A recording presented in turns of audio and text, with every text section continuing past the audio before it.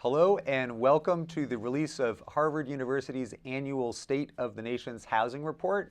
I am Chris Arnold. I'm a reporter and correspondent with National Public Radio. I cover economics generally, and I in particular have covered the housing market for the past 5, 7, 8 years probably as things have gotten wild and crazy there. We've got a great panel today, really a tremendously wonderful group of folks to talk about this, and there's a lot to talk about. Online viewers can tweet their questions using the hashtag Harvard Housing Report, and you can email your questions to jchs@harvard.edu. So that's JCHS is for the Joint Center for Housing Studies at harvard.edu. On our panel, first to my left here, we have Eileen Fitzgerald, and she is the Chief Executive Officer of NeighborWorks America. And if you know NeighborWorks, you know that means that she works with 300-400 different community organizations around the country. Many of them are focused on housing, and they interact with about 4,000 different neighborhoods around the United States. So we're lucky to have your perspective on everything that's going on in the housing market and where we're at in this recovery. Next, we have Debra Still, who is the chairman of the Mortgage Bankers Association and also the CEO of Pulte Mortgage. Pulte Home Building is one of the largest home builders in the country. So Debra has a lot of background and experience in the world of mortgage finance, and that's something that, looking forward, we're at a point in U.S. history where we're redefining the role the government's going to play in housing and in mortgage finance. So I think it's great to have you here today. There's a lot going on in Washington right now, or at least being talked about in Washington right now, to see what happens next there. And finally, we've got George McCarthy, who is a director at the Ford Foundation in New York. And George comes at the issue of urban poverty from a bunch of different angles, one of which has very much to do with housing. He's also interested in finding people jobs, what kind of transportation makes sense. So he brings a good, varied perspective to all of this as well. And George is also an economist. He can help us keep Eric Belsky in line if there's any outrageous economic claims made. We can handle that. So Eric is a professor at the Harvard Kennedy School and the School of Design, and he also heads up the Joint Center for Housing Studies. He's worked in housing and mortgage finance in both the public and private sector and held senior positions at Fannie Mae and the National Association of Home Builders and other institutions. He also advises policymakers in Washington on housing issues. And having taken a class with Eric at Harvard recently, I can say he's a very good professor. So. And highest praise. Yeah. So my first question is actually for Eric. And we're going to bring up our first slide of our webcast here, which shows a housing market that's recovering. The black line you can see there is the pace of existing residential home sales, and you could see it collapsed as the housing bubble burst. It came up a couple times with those federal tax credits, collapsed again, and then now over the past year or so, it's been steadily climbing back up. Similar we see for, I think it's new home sales. Is that the? Yep, that's the blue line. The blue one is we have housing starts. Housing starts and is the home orange. prices. Anyway, several different indicators showing things are moving up, but they're still down from their peaks. Looking at all these data points, I ask Eric, have we come to the point where we can say confidently we are in a sustainable housing recovery? Well, I think clearly we're in a strong housing recovery now. On the rental side, we've actually been in a recovery for 3 full years. Rents have been rising for 3 years. Rental vacancy rates have been falling. Renter household growth, with all the challenges that have been encountered in home ownership, has been strong, 2 times its kind of trend growth. So we've seen a strong rebound in the rental market. That's been ongoing and continues to be sustained. We're seeing a pickup in construction. The big news, of course, is that 2012 really was turning a page on the for-sale market and a recovery in home prices. And what we're seeing there is 2012 versus 2011, we were up 9% on existing home sales. We were up 20% on new home sales. if you look at the most recent numbers that recently came out in May, the momentum's even picking up from there. So existing home sales are 13% up year over year. New home sales are up more like 29% year over year, and we're seeing strong gains in home prices, 15% in the median price. The recently released Case-Shiller index showed 12% April over April. And we have very tight inventories, and the numbers on new home sales are particularly interesting because they're based on when contracts are signed.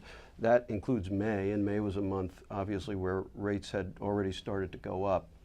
And we saw a strong increase in sales despite that growth in interest rates. So when you see a market that's continuing to chug through, even with interest rate increases, which normally represents some form of drag, it means there's a larger momentum pushing things forward than whatever drag may be created. And in some level, that increase in interest rates, because things are still so affordable, may have done more to get people off the fence and into the market than actually held the market back.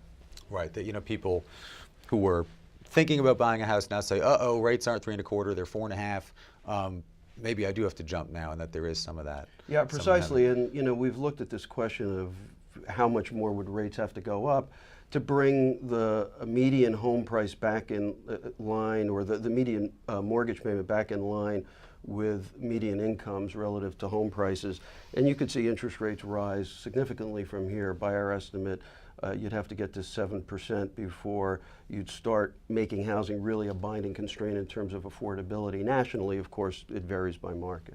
Okay, and if new home sales and housing starts are rising sharply, that's great for the overall economy because there are a lot of people who work in the construction business, and we start to see gains like 29%. That makes a huge difference for, you'd seen in the overall GDP numbers, so that's right. something. And so where we've been is, we also have an improvement in remodeling spending. People are spending more in their homes, and this should especially pick up with prices starting to recover.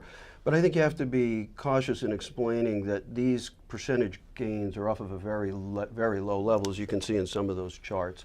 And so what it basically means is they've come back strongly. We're well into a recovery phase. But there's still a lot of upside relative to anything that we would consider normal or trend-like in terms of the number of sales, the number of starts, and especially household growth, which for 5 years was in and around 600,000 or below. And we had never seen anything like that, and it went on for 5 years. To us, trend growth is around 1.2 million. Last year, we finally got about 1 million households to form the United States.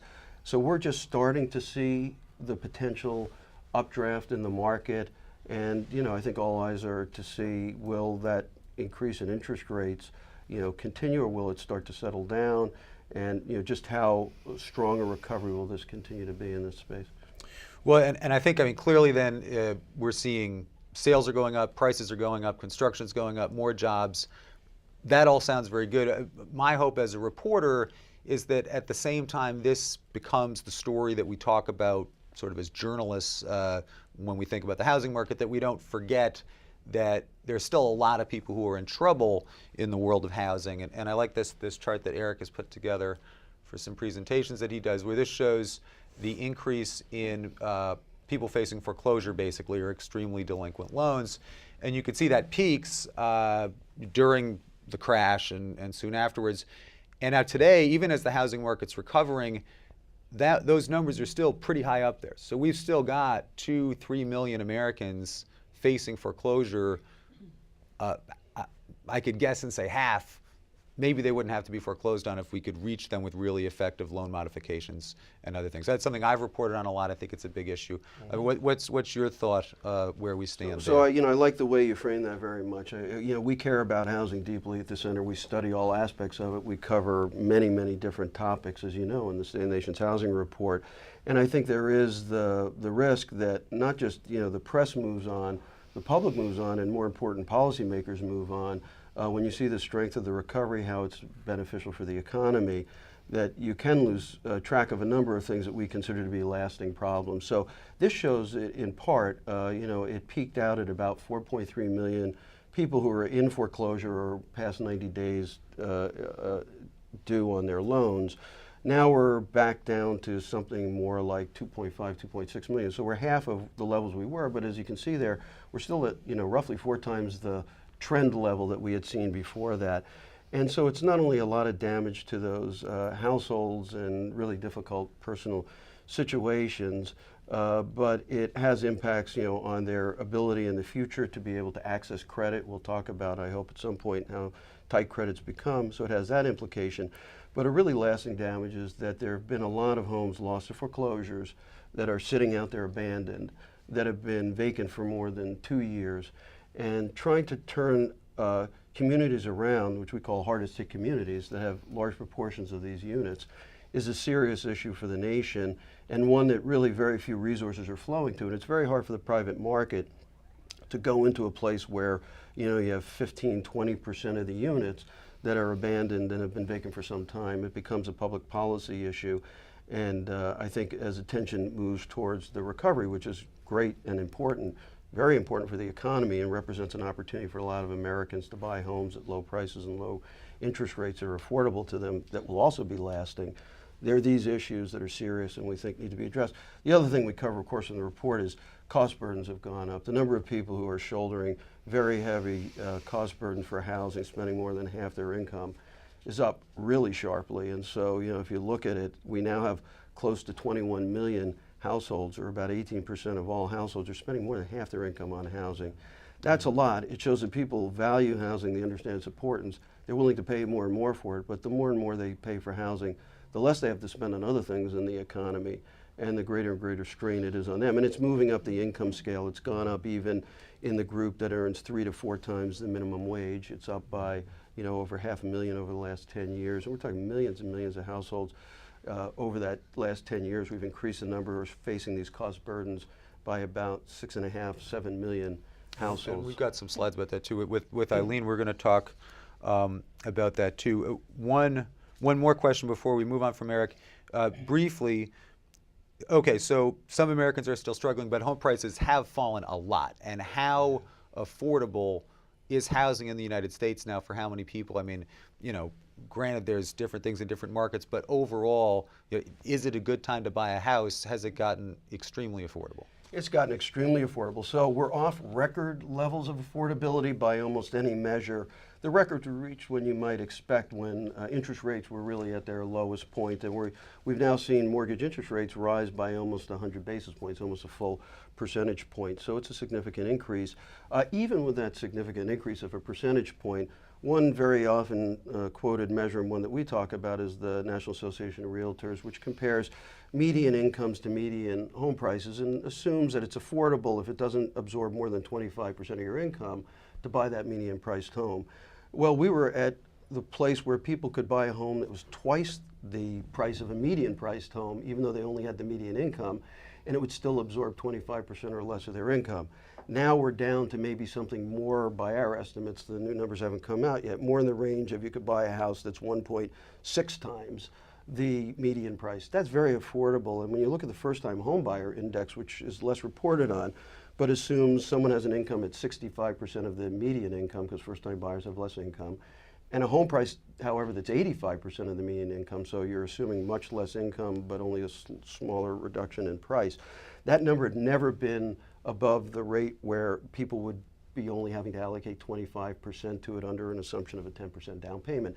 Now we're at a place where it went up to, they could buy a home that was 1.3 times the median first-time buyer type price home. And even with the interest rates, we're still over 100 on that index, so meaning that you could still afford it. So it's a very affordable time to buy a home. And I think, we've hit a reset button and prices start to appreciate. Rents certainly have been appreciating. You have a lot of investors seeing an opportunity, seeing prices lower than what it would cost to rent. All this basically indicates, we're still in an affordable zone. And as I said, interest rates would have to go up by, another close to 300 basis points before you would find affordability to be a binding constraint. Does that mean that some people won't get prices on the market, especially first-time buyers, or that it is to some degree some drag of where we would otherwise be? No, I think it is. But it's not sufficient to be a real major concern. And when you look at, prices in some markets come up 25%, but those are, in those same markets, they're still 50% off their peaks. Right. Well, so, and here I thought we could kind of quickly go around the panel and just, this is a big kind of news issue in the last week or so. Ben Bernanke has said, okay, the economy's recovering, we might start to back away support, from the mortgage system, and rates are going up. Eric's not too concerned. At the same time, you could get a 3.25% interest rate in a 30-year fix not too long ago. Now it's 4.5%. I was reading yesterday that Wells Fargo just set that. I mean, it's more than 100 basis points jump in a short period of time. Why don't we start with Eileen and just go around and quick thoughts. Is this something you're concerned about? What happens next with interest rates? Or not? I'm not to predict, but how concerned are you? do that. Well, sure. We care a lot about lower income and minority communities. So wages have not gone up. So while things will still be affordable and certainly better than a super high interest rate environment, being able to less people will be able to afford. I think equally we're very concerned about movements in tight credit, higher down payments, and certainly any step back from a 30-year fixed mortgage, right? So probably even more important than interest rates staying down is keeping a 5% down payment for buyers who go through homebuyer education counseling and then otherwise prepared. You change that to 20%, you've cut out everybody. It doesn't really matter what the interest rate is. You mean these QRM or the QM or whatever it is, the Exactly. rules that would make, instead of just having a 5% down payment for an FHA loan, you might have to pay 20% down or 10% down, and that could really make it hard for people to, Right. Okay. It's pretty clear.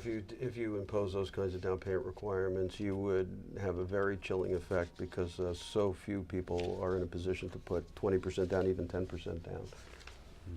We can talk about why that's not necessary. Yeah. Right. And Debra, what's your take on Yeah, interest rates? so I think we all expected rates to go up and go up gradually. I think the last week with some of the Fed's announcements has created a level of volatility that is probably not a true reflection of an increase in rates as much as uncertainty around the Fed moves. So I think we all agree with Eric that we've got a long bandwidth before a rise in interest rates would negatively impact this recovering housing environment. But in the short run, it's creating a lot of urgency with consumers on contract and creating a lot of uncertainty, maybe getting some folks off the fence.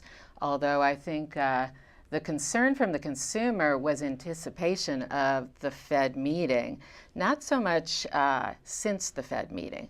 And I think we'll see, we've already seen even in the last couple days, things recover a little bit. Okay. And Mac, you? So I think that, it's not really sensitivity to interest rates that's going to dictate whether or not people become homeowners. And everybody's been talking about things like down payment, but it's actually just the absolute kind of access or lack of access to credit. And right now, in the report, you'll see that the average denial was for someone with a 729 credit score. Mm-hmm. Now, that's very high up in the distribution of credit score ranges, and so who can actually get financing is probably more relevant than whether or not the financing is 50 basis points higher or even 150 basis points higher. And this is really important because we're at extraordinary levels of affordability, right? And it's a little bit less affordable than it was like last year, but we're talking about affordability that is, markets that are more affordable than they were 40 years ago. And now we just dangle out that opportunity with no ability for anybody to kind of close the deal, which is very tragic, especially given the fact that we just went through a massive destruction of wealth, particularly for low-income and minority homeowners over the last 5 or 6 years. So to offer people the ability to, or at least the alleged ability to grow wealth, and then to not allow them to be able to get back into the market is cruel, I have to say. And I just say we keep hearing about inventory problems on the ground. All cash investors, whether those be institutional investors or local investors, are taking away that opportunity for especially because credit is tight, but perfectly qualified new home buyers just don't get access to those properties because the seller will go for an all-cash execution versus credit. So we're missing a huge opportunity to let those families really get a stake in their community, and that's something we're very worried about. And I think to your point, you've got rising rates for the moment, and then hopefully slowly over the long term, but you've got such a tight inventory environment right now that rising sales prices and rising rents are driving every bit as much urgency as a rising interest rate. And we've talked about this in the long run sense when you look at how much building has gone on, when you roll in all the incredibly depressed years of production for home building. We're at a 10-year low point when you add it up over 10 years. So you could argue that we're in a position where we're going to have tight markets, which, you know, help for recovery, but at some point, you know, they're driving price and rent increases that are beyond what you would normally get from income growth. It's not a great thing. But our view is similar in terms of the credit constraints are really the key issue. And we talked about down payment, and Mac mentioned credit scores. You know, the average credit score is around 700. When you look at the first-time buying population, which is critical, which is the group between 25 and 34 years old, about 2/3 of them have a credit score under 700, and very few loans, by our estimates, somewhere around 1 in 10 people are getting loans have credit scores under 700. Yet among the first-time buying population, it's about 2/3 of that population. Those are, you know, serious issues. They're potentially binding issues, and it's especially challenging for people with low incomes and minorities who have, on average, lower credit scores. Well, this might be a time too to turn to Debra and ask. You know, I was going to ask you this a little bit later, but since it's Sure. come up, access to credit. What is driving lender behavior now? Why is the spigot so tight if it is? And as prices, you know, if prices continue to rise consistently, if the climate gets more predictable, would you expect that spigot to open up more so more American families can buy these houses that are so affordable? Yeah, interesting question. Credit is overly tight. I think we'd all agree, and all the data would suggest that. I think if you look at what's driving lender behavior in today's environment, in large part, it's from some of the very much needed clarity on reps and warrants with investors and in particular the GSEs. And so the putback issue has driven behavior to want to manufacture the perfect loan, if you will. We've also had extraordinary enforcement actions and extraordinary enforcement headlines that will also drive lender behavior. What is most challenging for me is that's today's environment. In January of next year, we have the first of the Dodd-Frank rules going into effect, and the ability to repay rule with the definition of QM is going to also potentially restrict credit to deserving borrowers at the lower end of the spectrum. So we have yet to deal with the behavior as a result of regulation. And if you look at, you know, in the report, what was most interesting to me is with all of the encouraging statistics on household growth and the future of housing, we have to ask ourselves the question, will financing be available? And whether it's multifamily or single family, are we going to have financing for a very diverse, lots of protected classes, low to moderate income, the low-end first-time home buyer? And that's the group that, if you look at the housing growth right now, it's the high end of the market that's growing, not the low end. The low end of the market's actually shrinking. But this gets to kind of a fundamental question about who we are as a country, because we've defined ourselves, at least since the Great Depression, as a country of homeowners. Homeownership rates, as you mentioned in the report, are falling. They're down at 1994 levels now, and it won't be long before we're down into 1980 levels if they go at the rate they're going. And we're really reverting to a very different culture. And we have to decide, I think, as a public policy question, is that where we want to go? Yeah, I think that's a crucial question. I mean, I was taking class with Eric because I did a fellowship at Harvard this past year, and that was the big question I wanted to explore was, wait a minute, you know, right now in Washington, we're starting to rethink the American dream when it comes to home ownership, and there's a lot of stuff happening, and the changes that are made are going to make a really big difference for this type of stuff. I was going to turn to Mac actually to ask you to talk a little bit about the importance of home ownership, where we stand with that, what you would like to see coming next, and how you're dealing with some of these issues of tight credit and the changing composition of home buyers, and you know, what are you doing in the midst of all this right now? Where do you see the challenges? Well, that's about 17 questions. Let me say, I'll start with some of the easy ones. I think that, you know, it's been fundamentally, I mean, it's been a fact for a long time in the United States that the bulk of the wealth, particularly of low and moderate income families, is held in their homes. And if you look at the tables in the back of the report, you'll see the difference between the net worth of homeowners and the net worth of renters is profound. It's like 8 or 10 to 1 or something. I don't remember the exact numbers, but And for low-income people, almost all of their wealth is held in their home if they're homeowners, because they're not, they're not diversified into 401ks and all these other kinds of investments. And that was a bargain we made as a way to get out of the Great Depression. We actually created the housing finance system then as a way to kind of, in some ways, avert revolution, because we were at a point at which millions of people were losing their houses and no bank would lend then either, right? One of the important things about that is that the distribution of income and wealth following the Great Depression leveled considerably as a result of a whole bunch of public policies that actually made it possible for people to build wealth. It made it possible, mostly white people, by the way, but made it possible for people to build wealth and to also grow incomes as a result of building this gigantic system called the housing development, financing, construction system. We're in a very different place. We come out of this Great Recession now with worse distribution of wealth than we had before it. We come out with worse distribution of income than we had before it. There's no great leveling, and there's no promise to the population that there's going to be something that we're going to be able to provide as a society to kind of, heal those wounds that were created as a result of bad behavior by a lot of people. And we don't need to point fingers. So where are we going to go with that? I don't know, because we're really on a precipice. If QM, which is pretty much settled, goes into effect, and there's not a lot bad about QM except for the idea that we might have to have down payment standards. But basically, one of the big things about QM is that there's the ability to repay, which is probably good.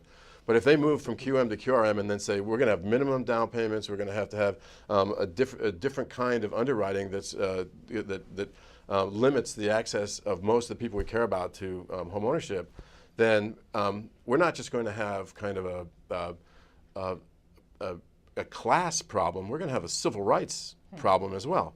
Because if you look at the distribution of income and wealth for minorities, their ability to put down even 5% of down payment is very, very limited. And we've just destroyed their wealth through this last recession, and we've now limited their access to credit going forward. The homeownership rates for the African Americans are down to 1994 levels. Yes. For Hispanic Americans, it's in 97 levels, and they're like less than 50%. The gap between white homeownership rates and Hispanic and African American homeownership rates is the largest it's ever been. So anyway, I mean, these are big issues. And so what are we doing? Well, what we're doing is we're advocating very, very strongly, like I am right now, right? We're making sure that there's access and affordability of housing finance going forward, so we don't lock out people from the thing that builds wealth, which is house price appreciation. We've been looking at house price appreciation now starting, possibly accelerating. And if people can't get in now, they're not going to enjoy the fruits of that and be able to build wealth over the long term. Well, and to Mac's point, it's a kind of an urgent, on this score, it's an urgent thing because, you're missing out on a potentially golden opportunity to buy and build wealth. There's nothing else that a low-income person, middle-income person is going to be able to borrow money to invest in. People don't lend large sums of money to the middle class and to lower-income people to buy stocks on margins, and that's a good thing. But I think that you can do it to buy a home, and you got to live in a home anyway. And right now, rents in most markets for a comparable home are above what your mortgage payment would be. So if you're going to have to make that payment anyway, and this way you have an opportunity to build wealth, and we're not where we were in 2006. We're now more at the bottom of something looking up than at the top of something looking down. So there's an irony to the fact that this is the time. And when you look historically, low-income people were typically priced out of the market at the top, and would get in at the bottom of the market. And this time, they were able to get in at the top with very lax lending standards applied by investors, and at the bottom of the market they can't. And I want to work in one more question for Eileen before we go to questions from the audience. And I think this ties in very directly to owning versus renting. And obviously owning, you're paying down a mortgage, you're building wealth. The other thing you're doing is you're locking in a fixed payment with a fixed loan. Over time, inflation's always going to be there, so you're actually going to be paying less and less going forward versus renting. You're paying more and more going forward. This to me is also why a lot of stories in the media a few years ago that said, oh, home ownership doesn't make any sense anymore. I think a lot of that was not very well thought out. But here's a chart that shows the burden on households of what it paid, of what they have to pay to stay in their house, owning versus renting. And you can see the ones on the left, the cost of renting is just shot up, you know. And I wanted to ask Eileen, how do you deal with this? I mean, at the same time, we have the sequester. There's limits on on rental assistance. I mean, this must be a big issue that you're dealing with right now. Or? Yeah, so, you know, our organizations are in all 50 states, communities across the country, and, you know, each real estate market is different. But really what is not different is that we have an income problem where housing costs way more than a lot of people have. You know, in the report it says 5.3 million units there's a gap in the supply of the affordable units versus what people can afford. I mean, that's a huge gap to fill. You know, 1/4 of folks eligible for rental assistance, so their income says they're eligible, get it. So 3/4 don't. So that's why you wind up with this situation. And I think what's happening because of sequestration and budget challenges, both at the federal and state level, is, you know, the subsidy is drying up. So going forward for new development, there's less to put in. So that means it costs more to operate the project and pay your debt service. So you can't, you know, you can't rent to the same folks. But even things like Section 8 and rental assistance in USDA, because the market rent is going up, even for you know, it's costing more just to serve the same people who are in the system. So as they increase those budgets and those appropriations, they're actually not serving more folks. And one of the things we've heard from some of our groups around the country on both the rental assistance from USDA and Section 8 is, you know, what I would call, you know, the penny wise, pound foolish approach.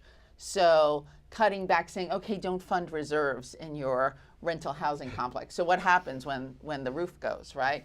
Or, you know, just we're going to reduce your rents. Well, that means that what happens is the property doesn't get kept up, or really critical things. So yeah, you might save money this year, but 5 years down the line, you're going to have a bigger problem. And we saw that happen a lot in the 80s. There was a lot of push towards cost containment, and you got to pay for it somehow.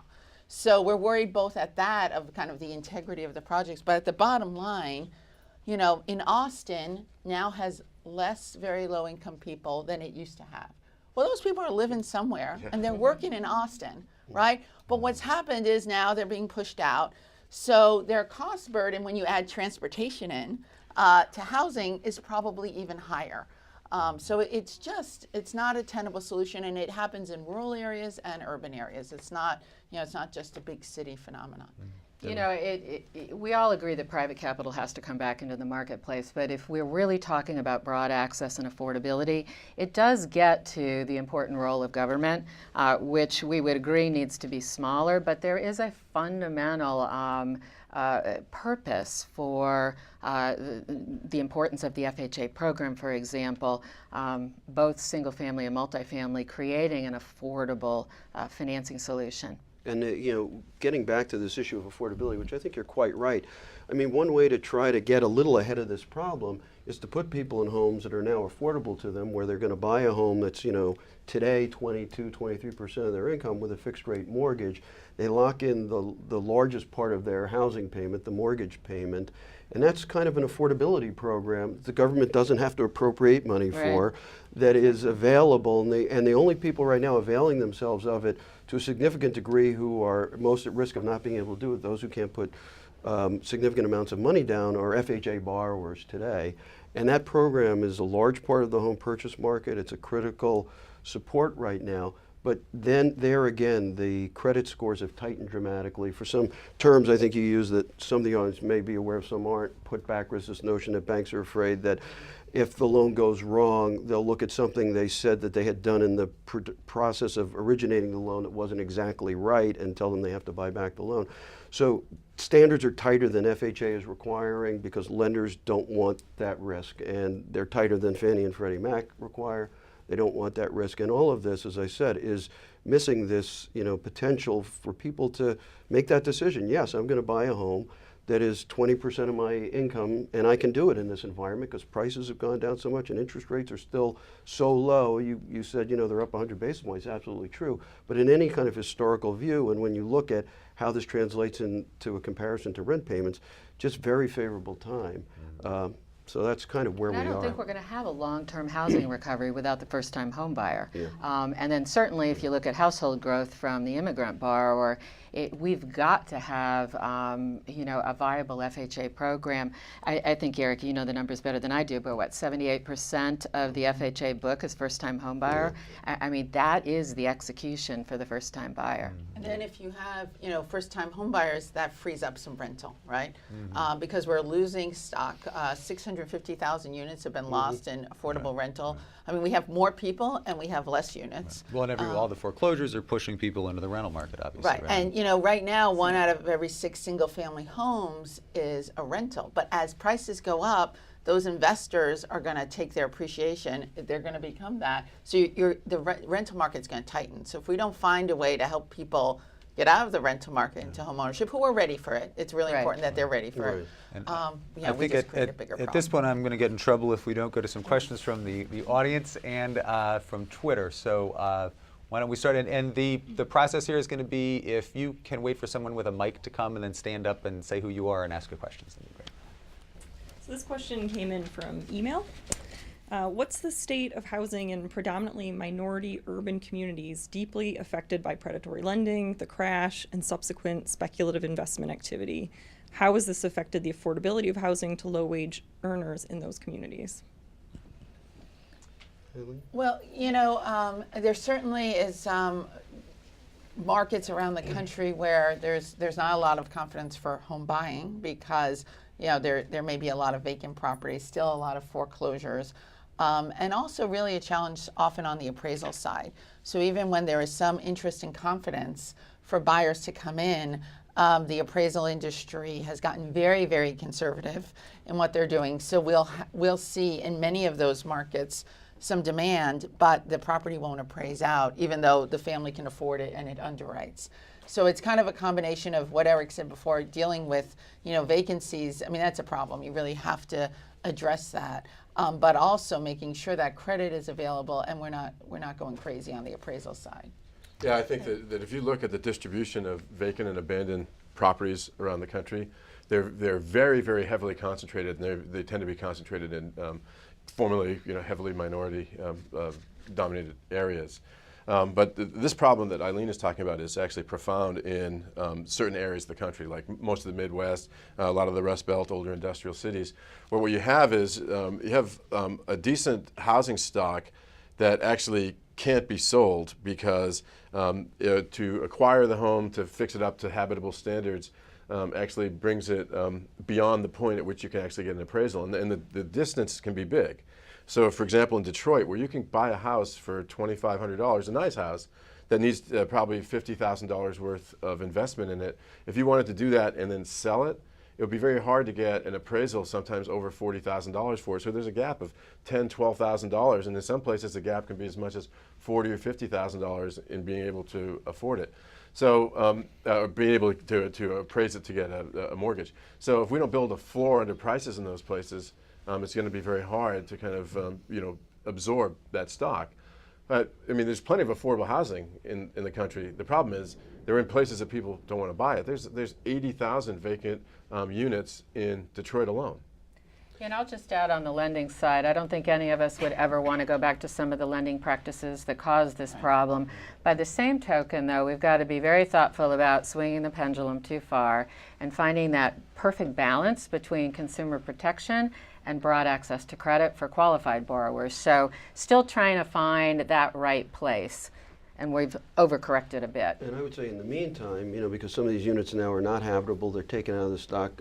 Eileen mentioned a number in the report about how many units that were renting for $400 or less have been lost from the stock. The reality is that the supply of very low-cost housing is tightening and tightening. So what it means is rents are going up. And so the people in these communities, at the same time, they're missing out on an opportunity to buy a home at these very low appraised values and actually get into a lower payment than they would be paying for rent. Don't have that opportunity, and they're paying more rent to be in a neighborhood that has now more problems.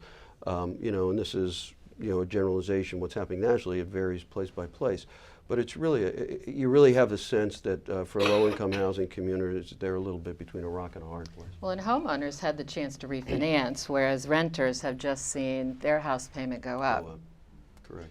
You know, it's useful to think about the actual distribution of rental housing, because most people associate rental housing with big multifamily buildings, but that research that McCarthy did a couple of years ago was 52% of rental units are detached single family, and I think it was almost 70% were 1 to 4s, right? Yeah. So, and only 20% of that market is actually in buildings of 50 units or more, and those are typically in cities. So the rental market isn't what most people think about when they think about the rental market, and they don't understand the sensitivity of the rental market to things like shifts in interest rates, which actually drive up rents, and there's lots of other things that affect rents, and you're completely vulnerable to that when you're a renter because you haven't locked in your payments like you do with a 30-year fixed rate mortgage, right?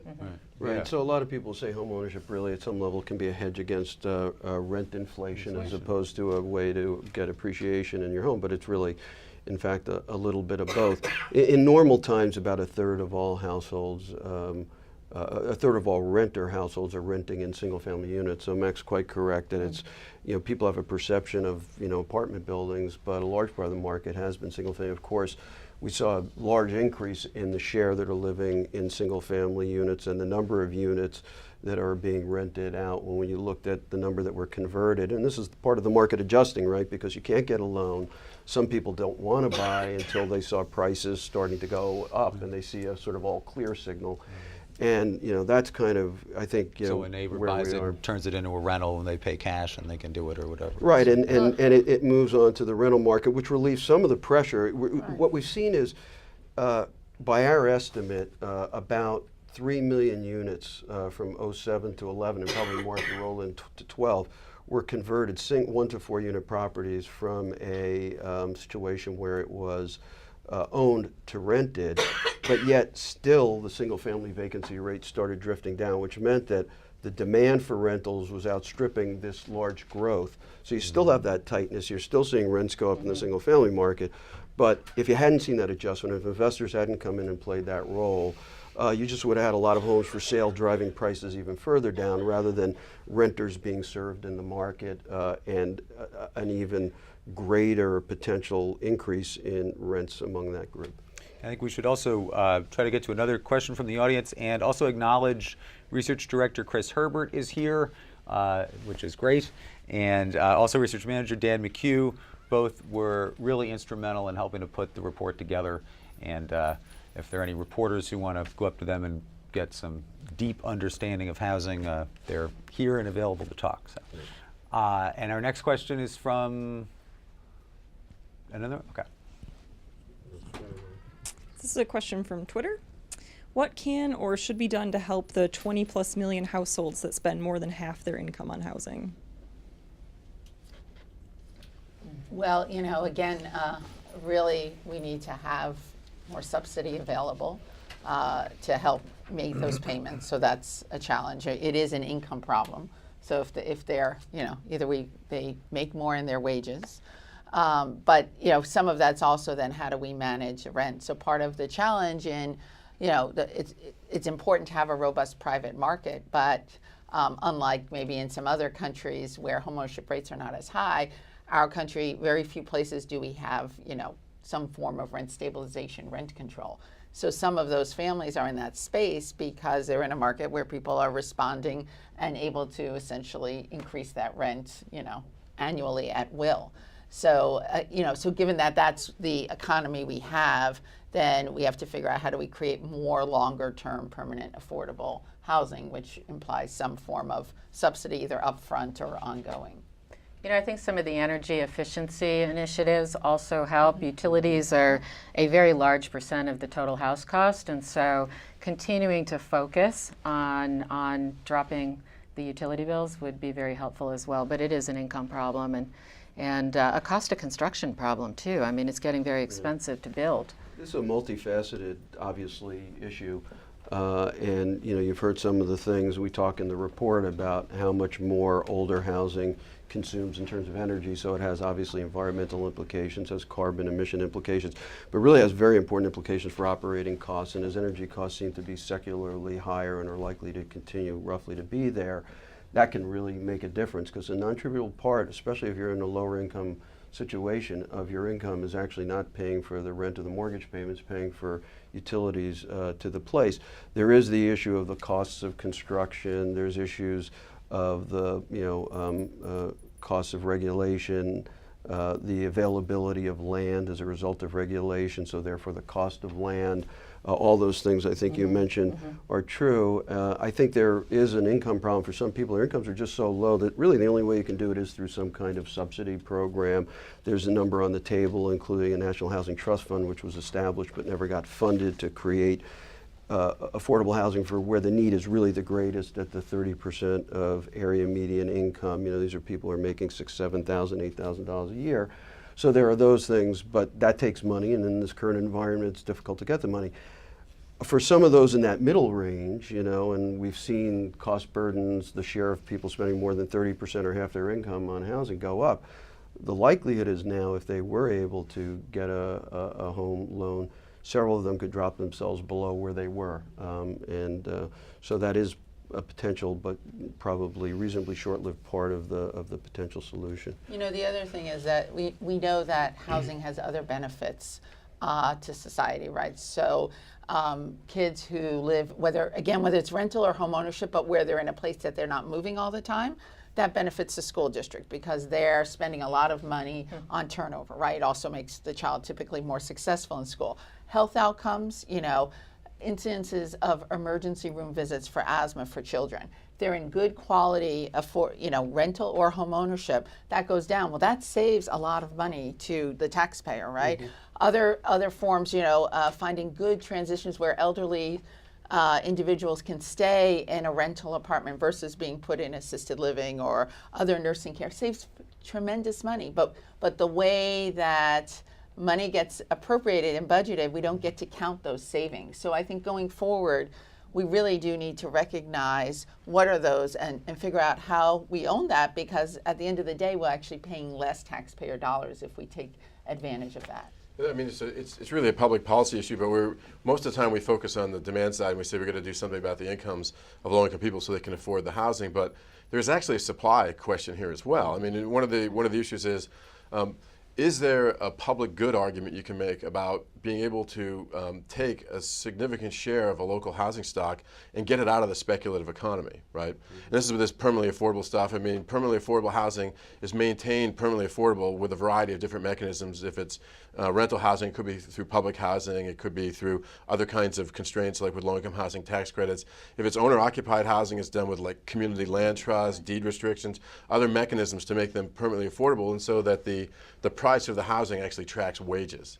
Now that takes subsidy up front, but if you were able to find strategies that would get 20 to 25% of the housing stock in an area out of the speculative market, then you don't have the Sturm and Drang that happens when the markets go up and down, and people won't be getting displaced when rents start get driven up, right? And so once again, it's a public policy issue. We have to decide, is this important enough for us to kind of reserve a certain portion of the housing stock that would be available for working families?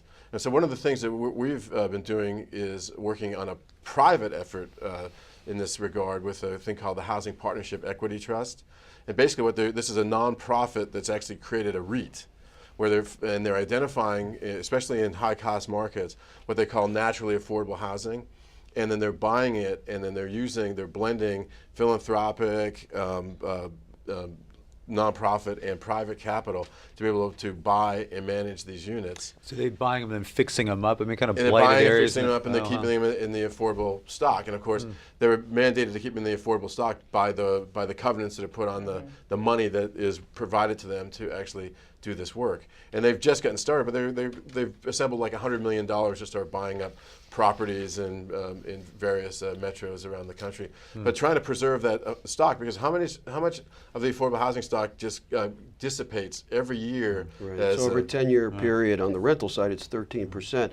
Just so, Just you know, goes again, away. for the audience, a REIT is a real estate investment trust. It's just a way for nonprofits to get together and own this real estate. And it's the same situation, and why I think this is a very interesting effort that the Ford Foundation's been very involved with for many years, and Mac, you know, particularly, is right now some of these assets are really cheap. And as we said, some of them in many ways have almost a negative value, and some, you know, financial institutions would rather not carry them as liabilities and will transfer them even with some funding to the right kind of mission-motivated entity, whether they're for-profit or nonprofit.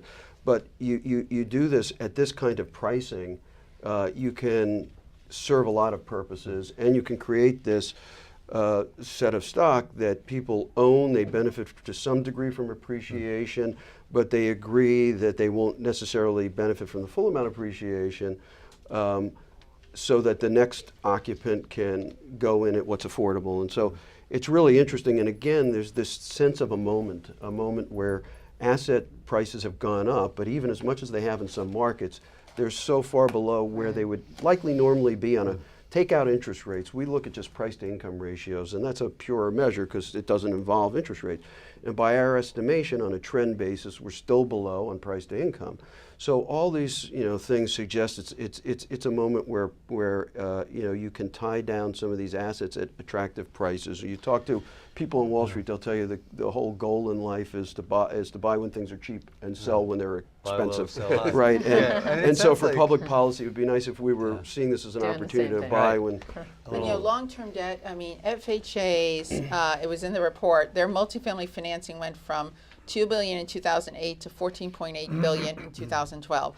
That enabled them to finance 152,000 more units. That makes a difference. Similarly, the GSEs, the Fannie and Freddie, have been financing multifamily. And sometimes when you're in the housing finance reform debate, people assume that the multifamily market works fine and we don't actually need to worry about long-term fixed rate financing, but we do, and it's a really important element. And I know there's lots of concerns about, you know, pressure on FHA and Fannie and Freddie to pull back from that multifamily financing. So that's like a critical thing we can all take for granted. But if it goes away, all that will happen is costs will go even Well, higher. and you've got that situation now. FHFA has asked Fannie and Freddie to reduce their multifamily allocations by 10%. You've got FHA, who is asking for more commitment authority right now because they're expecting to run out.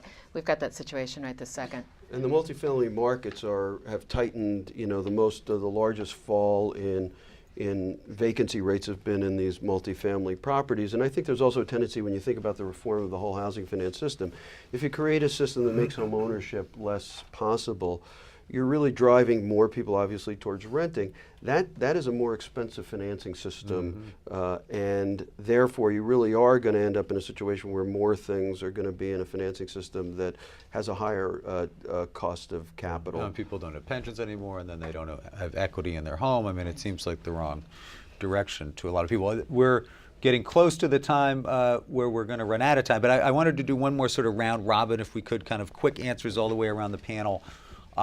Fannie and Freddie have come up a bit, but certainly one of the big issues in Washington is, what do we do next? I mean, you know, both now the right and the left, we're beating up on Fannie and Freddie for sort of imploding to the tune of hundreds of billions of dollars, but at the same time, Freddie now is paid that entire amount back if you subtract out the interest they were supposed to pay.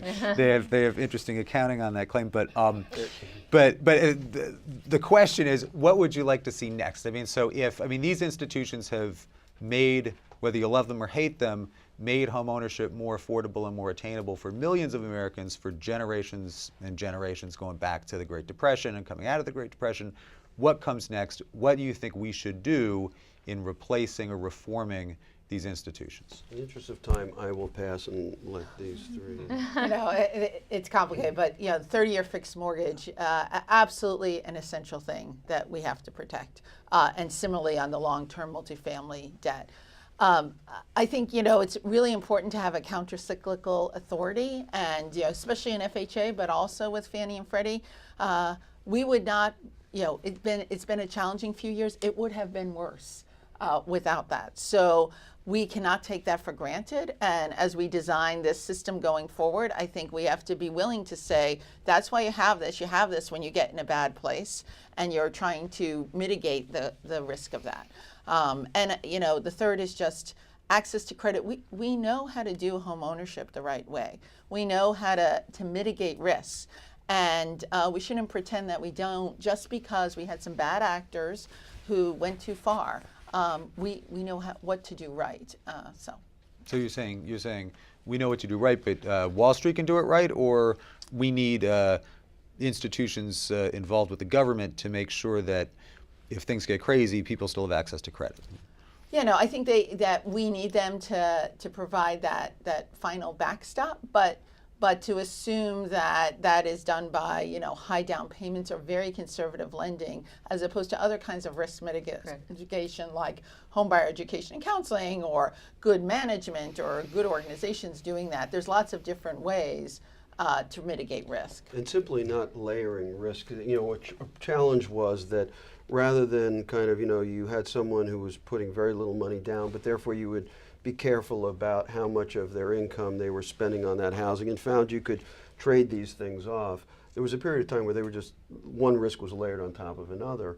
Just simply taking that out and putting someone with a product whose mortgage payment is stable, like a fixed rate mortgage, gets you a long way there. And there's a lot of research now, that demonstrates that. The debate is really going to shift, I think, at some point to what's a reasonable level of expected kind of problem loans, and how do we build to that, but realize that there's many pathways to get to that share that may have a certain likelihood of going into default.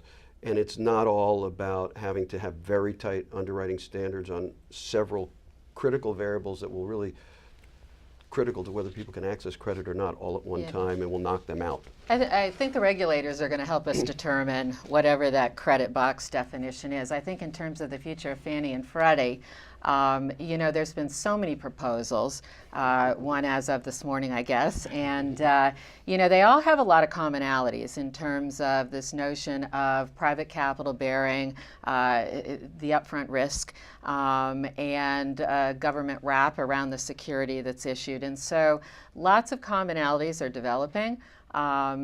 Who plays what role is probably the difference between all these different proposals in terms of the credit enhancements or the guarantor or whoever. I think one of the things I'll mention is the MBA is working on its own end state proposal, trying to be very thoughtful about that. But we are actually calling for some things that Fannie and Freddie or FHA can do now in anticipation, regardless of the outcome. Things like a single security, things like a common platform. We're calling for upfront risk sharing with different forms of credit enhancements, so private capital can stick their big toe back in the water. And so there's about 4 or 5 things that can be done now, regardless of the outcome in 5-7 years. And I would say that a number of the things that Debra talked about, the regulator is doing in some way or in some fashion. The Mortgage Bankers Association has suggested some additional ways they could do it, and some things maybe they're not moving on as quickly as they could. But I strongly agree that there's a tendency to think about the future of Fannie and Freddie, but here and now, most of the mortgage credit is backstopped by FHA, Fannie Mae, and Freddie Mac. So there's a lot of here and now issues as opposed to what happens post them when we get around to a meaningful reform. Yeah. We've talked about this notion that there's just no such thing as a Big Bang Theory. We're going to have to take steps to get there, and so there are some things we can be doing in the short run. But I think that we have to just kind of own up to certain facts, right? And one of the facts is that no matter how you construct it, the American taxpayer is the ultimate counterparty to whatever happens in the housing system. And it's been either explicitly by being the guarantor for FHA, of course it's with a built-in kind of mechanism to kind of fund that, or implicitly with the implicit guarantee that Freddie and Fannie ended up calling when things went bad. And if we own up to that, and then we get to some kind of clarity over what role the government should be playing in making the market work, which is both as the watchdog with the right kind of regulatory authority, exercised right, making sure that there's alignment of incentives from bottom to top through the whole market, which is what really went wrong when you think about the misaligned incentives at almost every level is what led to the housing crisis in the first place. And making sure that the right people are served by the system. Because the system that's kind of that has the American taxpayer as a counterparty should actually then do its job of actually serving the housing needs of the system. I don't think we go back to a time when we don't have global private capital participating in our housing system. I think there are lots and lots of good things about opening your housing markets to private capital. It makes for lots of liquidity when you don't have domestic liquidity. It makes for lots of opportunities to do things you wouldn't otherwise do. But you have to regulate it. It just can't be, the Wild West like it was in 2006. And really, it was a Wild West starting the Wild West started when we deregulated in 1998 with, Graham Leach Bliley, right? If we're really clear about that and we really kind of just own up to it, I think we can find a way to actually get the system to work right. And we have tens of millions of examples of successful contracts worked out in single-family markets with homeowners that have worked even now, right? And in multifamily, we know how to do this. It's not like we have to reinvent the way we do housing, right?